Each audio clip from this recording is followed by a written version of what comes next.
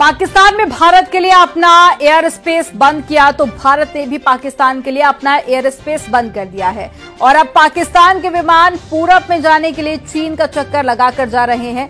जाहिर है कि भारत के एयर स्पेस स्ट्राइक से पाकिस्तान की जो एयरलाइन है उसकी कमर जरूर टूटेगी। आपको रिपोर्ट दिखाते हैं इसी से जुड़ी हुई।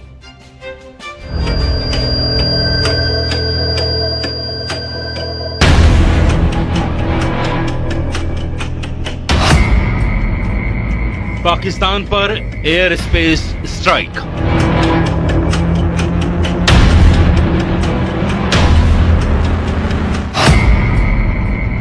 जल प्रहार के बाद वायु प्रहार।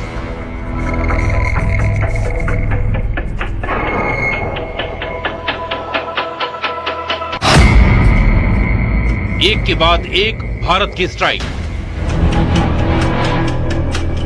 भारत ने पाकिस्तान को करारा जवाब देते हुए अपने एयर स्पेस को पाकिस्तान की उड़ानों के लिए बंद कर दिया है। पाकिस्तान ने भारत के लिए अपना एयर स्पेस बंद किया, उससे भारत को ज्यादा फर्क नहीं पड़ने वाला, लेकिन पाकिस्तान को पूरब में जाने के लिए भारत के एयर स्पेस की सख्त जरूरत है। लेकिन अब उसको ये सहूलियत नहीं मिलने वाली और उस पर एयर स्पेस वाली स्ट्राइक से उसका तगड़ा नुकसान होने वाला है। भारत के ऊपर पाकिस्तान एयरलाइन की उड़ान बंद। पाकिस्तान के प्राइवेट जेट भी नहीं भर सकेंगे उड़ान। पाकिस्तानी मिलिट्री के विमानों को भी इजाजत नहीं। पीआईए के लीज पर लिए विमानों पर भी लगाई गई पाबंदी। पाकिस्तान के लिए भारतीय एयर स्पेस पूरी तरह बंद। अब पाकिस्तान के विमानों को कहीं भी उड़ान भरना होगा तो उसे पूरे चीन का चक्कर लगाना होगा और ये भी संभावना है कि उन्हें चीन में उतरना भी पड़े ताकि आगे के सफर के लिए वो ईंधन भरवा सके। जाहिर है भारत ने पाकिस्तान की कमर तोड़ने वाला एक और फैसला लिया है। इसका सबसे बड़ा असर पाकिस्तान इंटरनेशनल एयरलाइंस की कुआलालंपुर जाने वाली दो रूट्स PK 8945 और PK 8989 पर पड़ा है। पहले ये फ्लाइट्स लाहौर से भारत होते हुए कुआलालंपुर जाती थी, जिससे दूरी कम और वक्त बचता था। लेकिन भारत के एयर स्पेस बंद करने के बाद अब इन्हें चीन होते हुए जाना पड़ रहा है। इस नए रास्ते से 3 घंटे ज्यादा समय लग रहा है। कल से ही ये फ्लाइट्स नए रास्ते पर उड़ान भर रही हैं। जैसे को तैसा की नीति पर चलते हुए भारत ने साफ कर दिया है कि जवाब अब सिर्फ जमीन से नहीं आसमान से भी मिलेगा। भारत एक ही जगह से नहीं पाकिस्तान को हर जगह से तोड़ रहा है। कभी डिजिटल स्ट्राइक, कभी वाटर स्ट्राइक, कभी डिप्लोमेटिक स्ट्राइक, कभी इकोनॉमिक स्ट्राइक और अब एयर स्पेस स्ट्राइक। वही पाकिस्तान ने अपना एयर स्पेस बंद करके खुद अपने पैर पर कुल्हाड़ी मारी है और उसे लाखों करोड़ डॉलर की चपत लगने लगी है। पाकिस्तान को भारतीय विमानों से मिलने वाली ओवर फ्लाइट फीस का अब नुकसान उठाना पड़ेगा। एक बोइंग 737 के लिए औसतन $580 और बड़े विमानों के लिए इससे भी ज्यादा फीस पाकिस्तान को मिलती थी। जानकारों के मुताबिक हर दिन करीब 2 से 2.4 लाख डॉलर की चपत पाकिस्तान को लग सकती है। लैंडिंग, पार्किंग और अन्य शुल्क जोड़ लें तो कुल नुकसान $3.5 लाख तक पहुंच सकता है। इससे पहले पुलवामा हमले के बाद भी पाकिस्तान ने भारतीय विमानों के लिए एयर स्पेस बंद किया था और उस दौरान उसे करीब $100 मिलियन का घाटा उठाना पड़ा था। लेकिन इस बार उसे दोहरी मार पड़ने वाली है।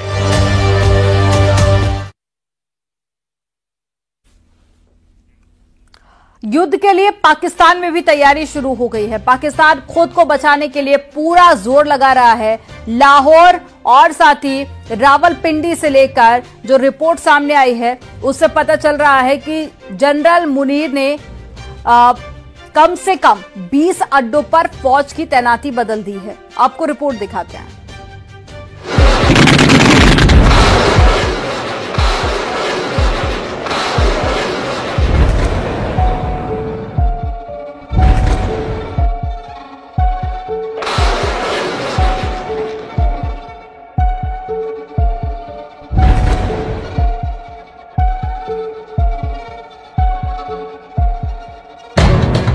गुजरांवाला और सियालकोट में एयर डिफेंस अलर्ट पर है। कराची में भी पाकिस्तान ने फाइटर जेट के दुश्मन मिसाइल सिस्टम को चौकन्ना कर दिया है। जनरल मुनीर के कमांडरों को यकीन है कि हमला होगा, जरूर होगा।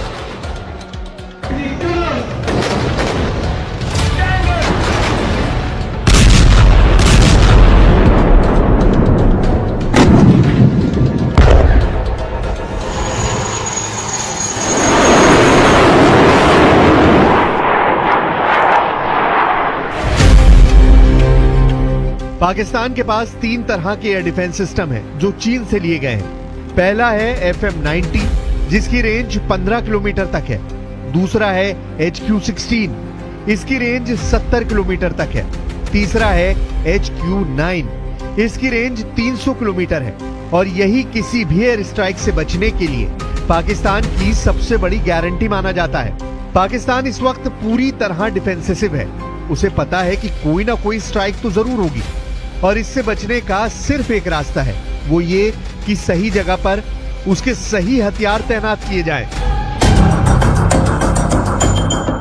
पाकिस्तान ने भारत से लगी सीमा के करीब 2 लोकेशन पर अपने बड़े रडार सिस्टम तैनात किए हैं। एक है सियालकोट और दूसरा है लाहौर। दोनों जगह उत्तरी फ्रंट का हिस्सा है और 1965 के बाद 1971 के बहुत ही खतरनाक युद्ध के शर्मदीद गवाह रहे हैं। पाकिस्तान के अंदर लगातार हथियारों और सैनिकों की मूवमेंट तेज हो गई है। सड़कों पर आर्टिलरी देखी जा सकती है। तोप और टैंकों को एक जगह से दूसरी जगह ले जाया जा रहा है, जिससे साबित होता है कि जमीन पर पाकिस्तान की तैयारी जीरो रही है। और अब पहलगाम आतंकी हमले के बाद उसे अचानक ये ख्याल आया है कि भारत तो जवाबी हमला भी करेगा। खैबर पख्तूनवा और पंजाब के कई मिलिट्री अड्डों से फोर्स POK में भेजी गई है ताकि LOC पर मोर्चे को मजबूत बनाया जा सके, क्योंकि अगर भारत कोई सर्जिकल स्ट्राइक करता है जैसा उरी पर हुए आतंकी हमले के बाद हुई थी, ऐसे हालात में पाकिस्तान के पास फौज का बैकअप मजबूत रहे। कहूँगा कि एक क्लैश की सूरत हाल बिल्कुल नजर आ रही है। अल्लाह करे एवर्ट हो जाए, हम कोई जंग मुसल्लत हमारी तरफ से तो कतई तौर पे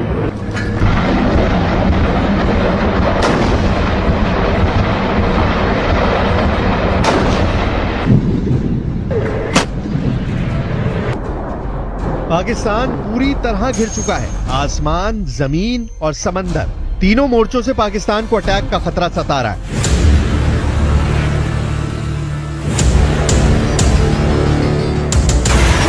सुखोई 30 MKI से लेकर राफाल और ब्रह्मोस से लेकर नौसेना के बड़े बड़े जंगी जहाज बता रहे हैं कि पाकिस्तान को चौंकाने वाले बहुत ही खतरनाक मिशन की शुरुआत हो चुकी है।